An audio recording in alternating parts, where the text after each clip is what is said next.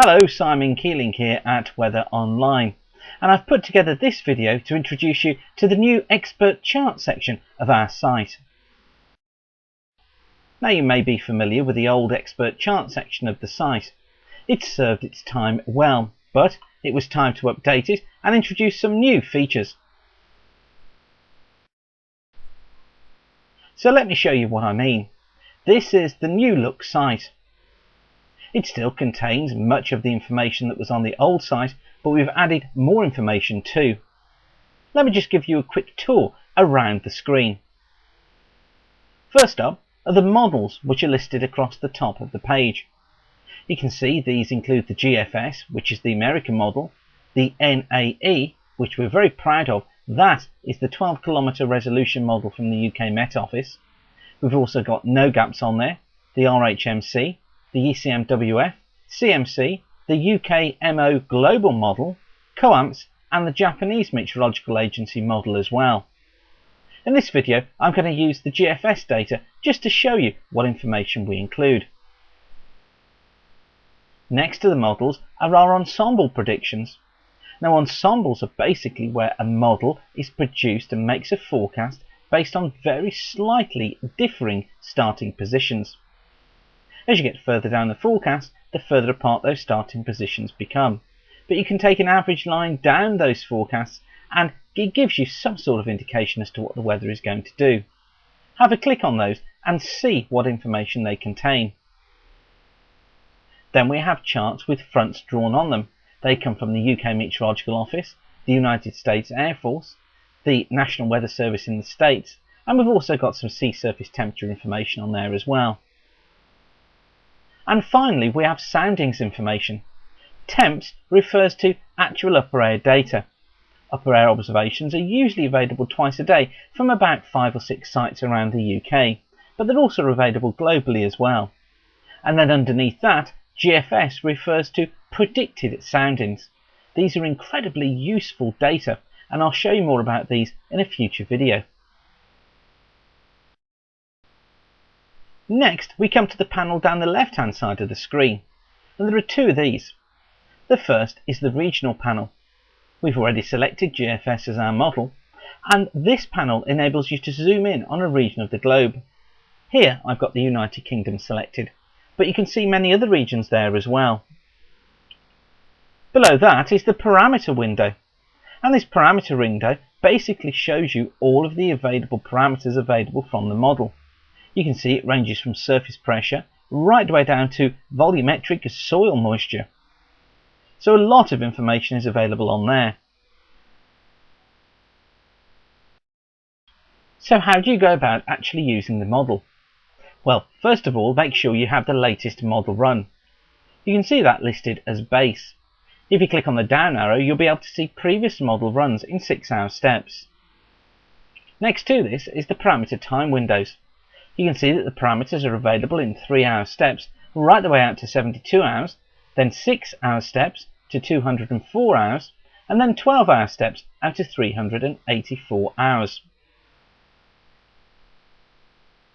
You can navigate quickly between days as well, because there's a day panel on there as well. Click on the day you want, and that will take you directly to the forecast. Or, using this, you can loop the parameters, or you can advance 24 hours or take 24 hours off. There's also a magnifying glass which allows you to zoom in on the model. Then there's a print icon which allows you to print the chart, and then an information icon which tells you a little bit more about the model that you're looking at. You can check the most recent run as well, because in the very top it says most recent model run. If you're using an old model run, this will show as red.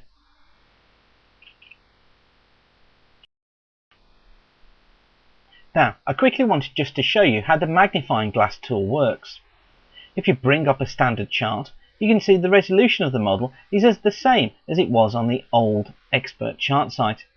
However, if you click onto that magnifying glass,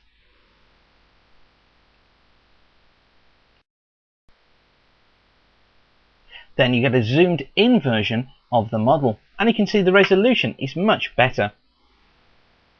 Across the top of the screen, we also have a further selection for you. Here you can change the region that you're looking at, you can change the parameter, and you can look back at previous runs of the model.